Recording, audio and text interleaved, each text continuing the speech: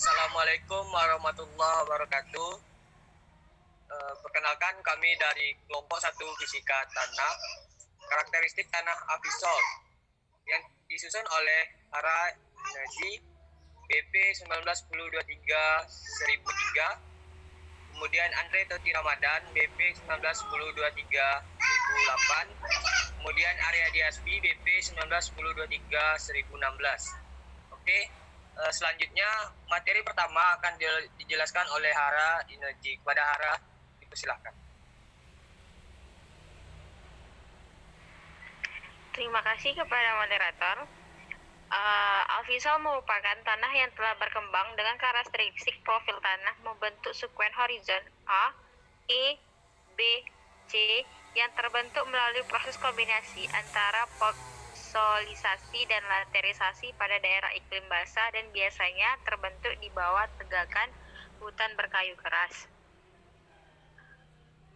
Afisol adalah tanah-tanah daerah yang mempunyai curah hujan yang tinggi untuk menggerakkan lempung turun ke bawah untuk membentuk horizon argilik. Horizon argilik itu sendiri merupakan horizon atau lapisan tanah terbentuk akibat terjadinya akumulasi liat. Akumulasi liat itu adalah kejenuhan basah tinggi dan umumnya merupakan tanah subur. Menurut ISDA, tanah Mediteran merupakan tanah ordo-afisol. Afisol berkembang pada iklim lembab dan sedikit lembab.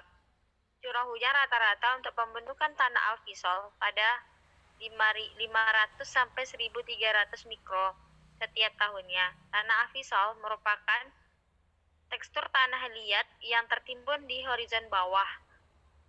Ini berasal dari horizon di atas yang tercuci di bawah bersama gerakan air. Afisol memiliki ciri penting, yaitu 1. Perpindahan dan akumulasi liat horizon B membentuk horizon argilik. 2. Kemampuan memasok kation basah sedang hingga tinggi yang memberikan bukti hanya terjadi pelidian atau pencucian sedang. 3. Tersedianya air yang cukup untuk pertumbuhan tanaman selama 3 bulan atau lebih. Saya kasihkan kepada moderator. Terima kasih kepada saudari Hara. Selanjutnya akan dijelaskan oleh saudara kita Andre Toti Ramadan. Kepada Andre, dipersilakan. Baiklah, terima kasih kepada moderator. Itu warna tanah afisol pada lapisan atas sangat bervariasi, dari coklat abu-abu hingga coklat kemerahan. Tanah afisol yang telah mengalami erosi kurang menguntungkan bagi tanaman. Hal ini disebabkan horizon argilik akan terekspos keluar menjadi lapisan atas. Lapisan ini dapat menghambat pertumbuhan tanaman, terutama pertumbuhan akar. Jenis tanah afisol memiliki lapisan solum tanah yang cukup tebal, yaitu antara 90 sampai 200 cm. Tetapi batas antara horizon tidak begitu jelas. Warna tanah coklat adalah coklat sampai merah. Tekstur agak bervariasi dari lempung sampai liat, dengan struktur gumpal bersusut. Kandungan unsur hara tanaman seperti N, P, K, dan Ca umumnya rendah, dan reaksi tanah sangat tinggi. Hal penting yang dibutuhkan untuk pembentukan tanah afisol yaitu beberapa perubahan antara periode kadar air tinggi dan suhu tanah yang tinggi, memecahkan komponen mineral utama, dan untuk mencuci produk lapuk, dan suhu kadar air rendah dan tanah rendah yang memungkinkan pengendapan atau akumulasi produk yang telah lapuk. Saya kembalikan kepada moderator. Oke, selanjutnya akan dijelaskan oleh saya sendiri. Waktu kebanyakan afisol membutuhkan waktu yang lebih lama dalam pembentukannya, yaitu pada waktu afisol terbentuk pada setidaknya 2000 tahun lamanya terbentuknya lapisan afisol.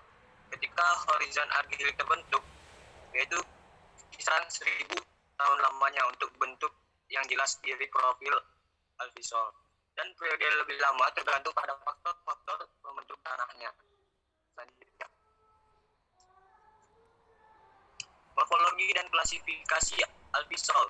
Yang pertama, epipedon molik, karena memiliki solum tanah besar sama dengan 18 cm, kandungan C organik besar sama 0,6%, kejenuhan basah kecil bersama 50%, dan valus serta krom kecil sama 3. Yang kedua, horizon pencirian bawah yang dijumpai adalah argilik karena mengandung liat kecil 15%. Maka horizon argilik besar 3%, lebih liat yang terlebat pada horizon BT dibandingkan horizon di atasnya.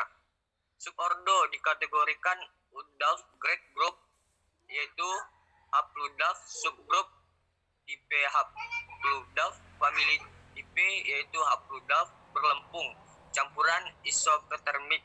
Pengolahan yang sesuai untuk tanah alfisol yaitu dengan olahan tanah konvensional. Baiklah, terakhir saya akan menjelaskan cara pengolahan tanah alfisol.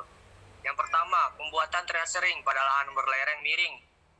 Miringnya sekitar 15% sampai curam 45%. Adanya tanaman lorong, penambahan unsur hara organik, irigasi yang baik, pembuatan hulu dan searah dengan kontur. Penggunaan alfisol di Indonesia diusahakan menjadi persawahan, baik tanah produksi dan padang rumput.